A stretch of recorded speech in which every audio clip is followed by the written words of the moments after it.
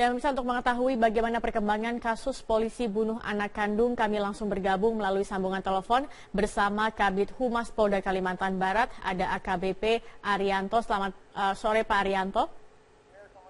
Selamat sore. Ya Pak Arianto, sejauh ini dari pemeriksaan kepolisian, apa sebenarnya motif dari tersangka membunuh dua anak kandungnya ini Pak?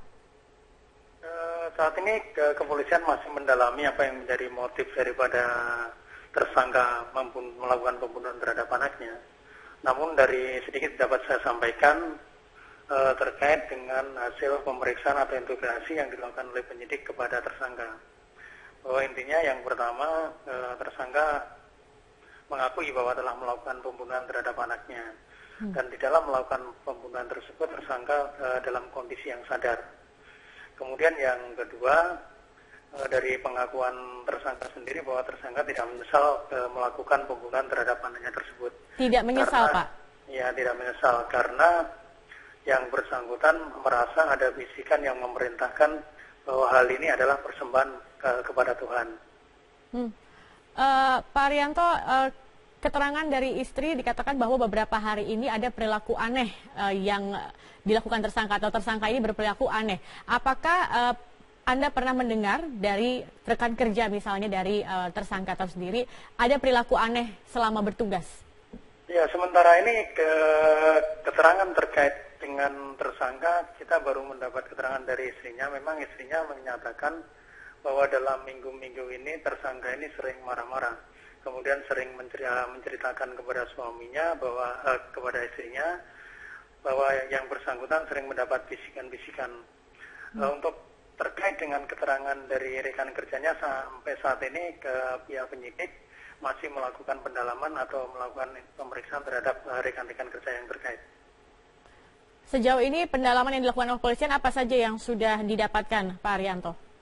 Ya, tadi saya sampaikan terkait dengan keterangan dari tersangka sendiri tadi mengatakan bahwa dia tidak merasa menyesal melakukan pembunuhan terhadap anaknya karena mendengar bahwa hal ini merupakan bisikan atau perintah dari persembahan kepada Tuhan.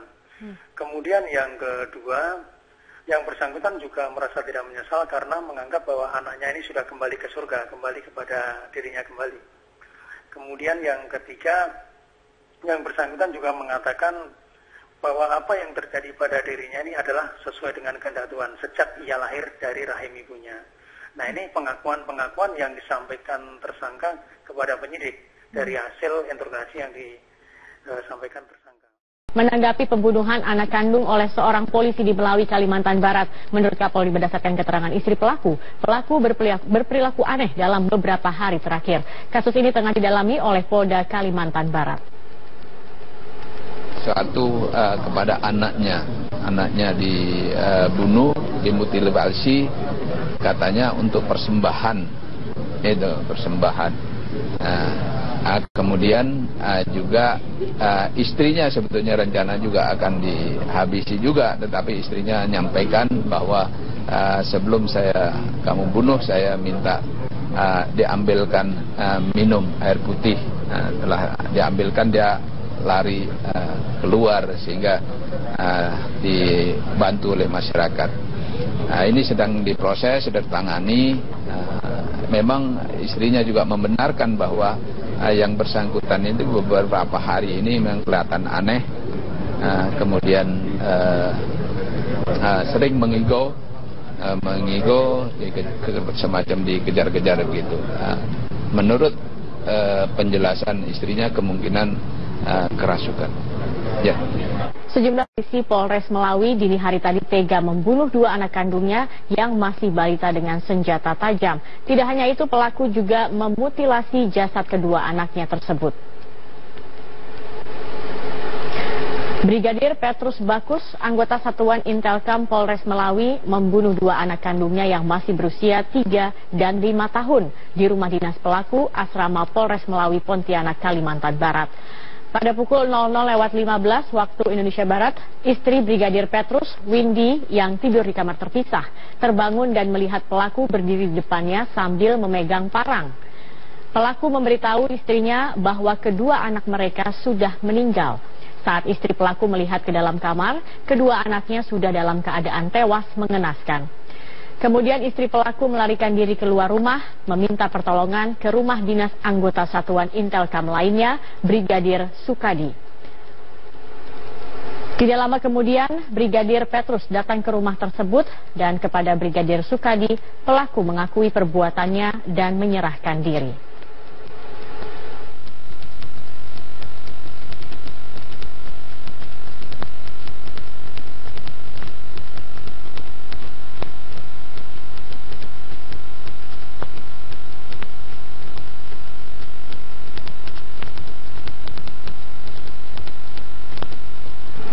Dan bahkan aksi bunuh diri yang dilakukan aparat kepolisian diakibatkan oleh beban masalah yang tidak dapat dikendalikan oleh pelaku. Institusi Polri diharapkan dapat memperketat monitoring terhadap kondisi kejiwaan anggotanya.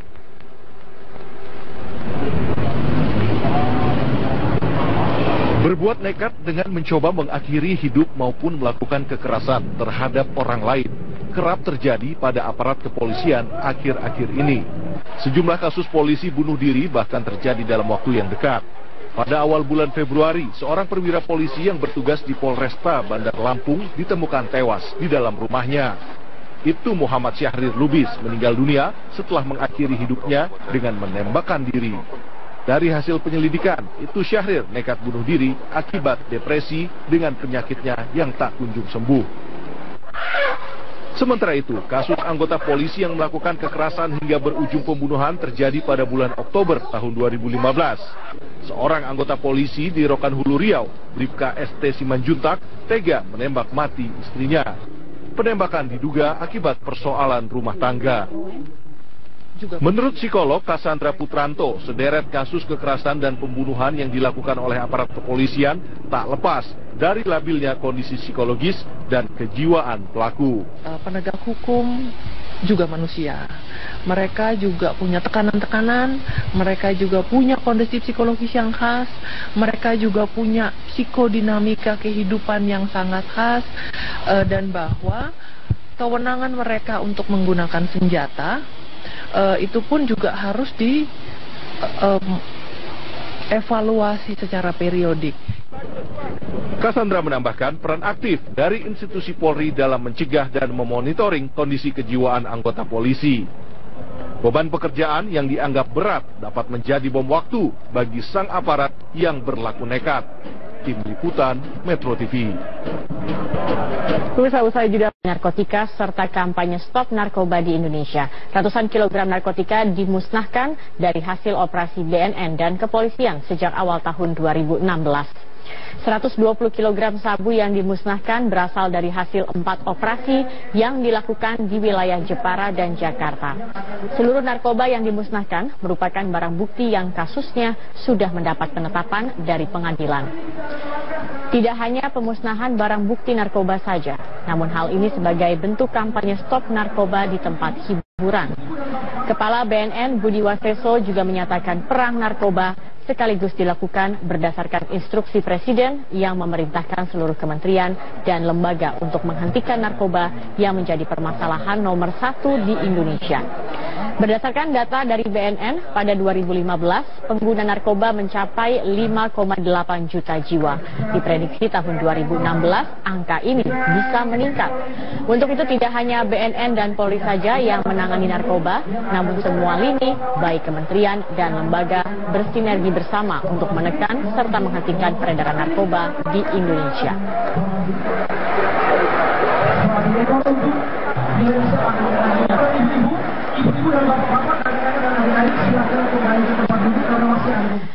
Bapak minta saham, nama Setia Novanto kembali menjadi perbincangan ketika menitip absen saat sidang paripurna pada Selasa lalu. Menanggapi hal ini, pimpinan DPR akan mengevaluasi sistem absensi.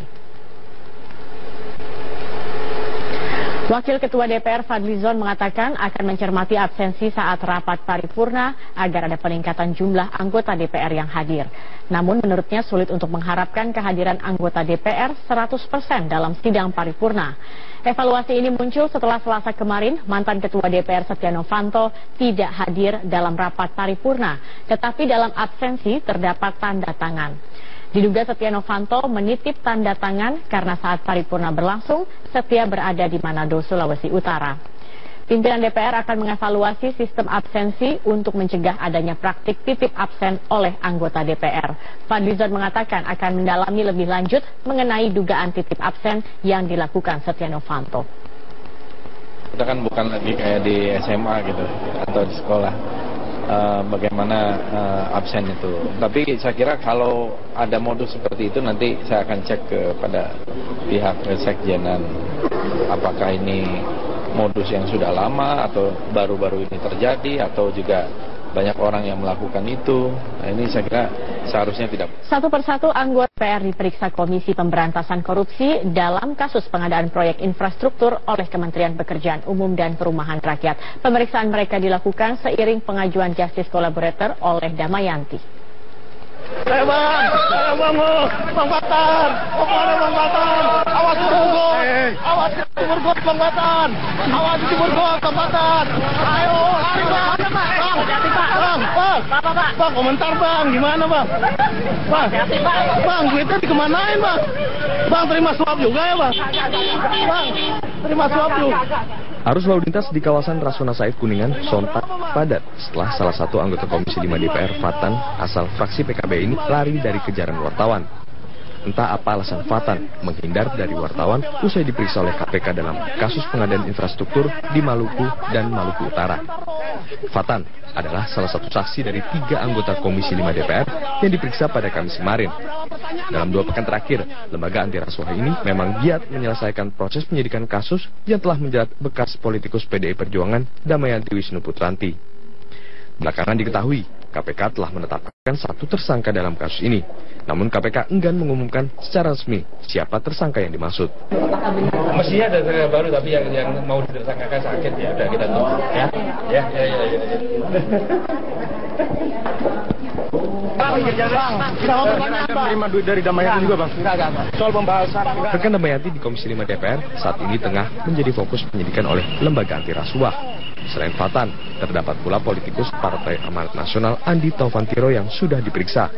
Dari 8 anggota Komisi 5 DPR yang telah diperiksa, hanya politikus Golkar Budi Supriyanto yang telah dicegah berpergian ke luar negeri.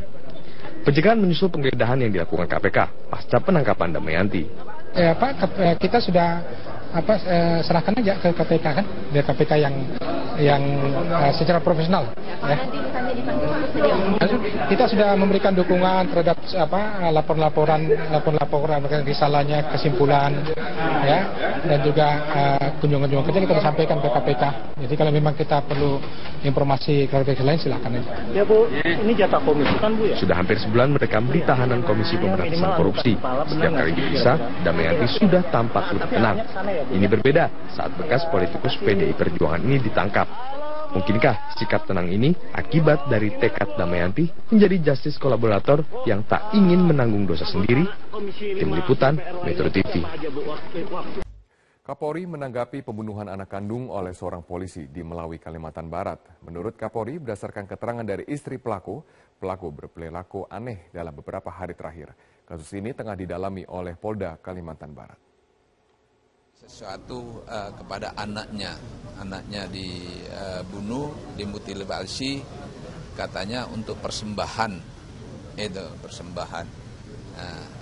kemudian juga istrinya sebetulnya rencana juga akan dihabisi juga, tetapi istrinya menyampaikan bahwa sebelum kamu bunuh saya minta diambilkan minum air putih. Telah diambilkan dia lari keluar sehingga dibantu oleh masyarakat. Ini sedang diproses, sudah ditangani. Memang istrinya juga membenarkan bahwa yang bersangkutan itu beberapa hari ini memang kelihatan aneh, kemudian sering mengigo, semacam dikejar-kejar begitu. Menurut penjelasan istrinya kemungkinan kerasukan.